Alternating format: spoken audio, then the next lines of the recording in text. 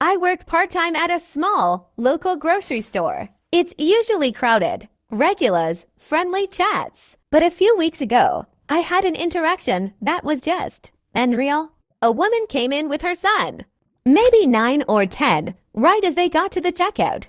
The boy started tossing items from the cart onto the conveyor belt, candy, cereal, even canned goods. I gave it a moment, hoping she'd tell him to chill, but she just stood there on her phone like nothing was happening. Then he threw a glass jar of sauce so hard that it spun and nearly flew off the edge. I caught it just in time and gave the kid a soft smile. Hey there, could you try to be a little more gentle? Some of this stuff could break. He didn't respond. He just grinned and grabbed a soda bottle like he was about to do it again. I looked at the mom and said politely, "Ma'am, sorry. Would you mind helping him with the checkout? A few items have almost fallen." She looked up at me with this face like I'd just insulted her. "He's fine. He's just helping," she said flatly, then looked back at her phone. I kept scanning. The kid kept tossing. Then, for no reason at all, he reached over and shoved an entire tray of gum from the counter.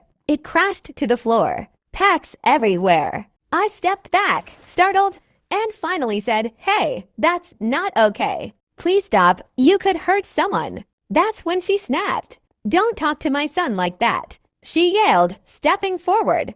"Who the hell you think you are?" I blinked. "I'm sorry, Mom, but he's making a mess and almost shattered the jar. I just want to keep the area safe." She raised her voice. "Oh, give me a break. He's a child, a boy. Have you ever met a kid before? He's got energy. That doesn't give you the right to scold him." I didn't scold him, I said, keeping my voice steady. "I just asked him to stop throwing things after something broke." She rolled her eyes hard and said, "You people think a name tag gives you authority. Well, guess what? I raised him by myself. I don't need advice from a minimum wage cashier." At that point, I quietly picked up my phone and called my manager. While I was explaining the situation, she started filming me, muttering loud enough for other customers to hear. Unbelievable. She's harassing my son. This is emotional abuse. My manager came over within a minute. She immediately launched into a rant about how I embarrassed her son,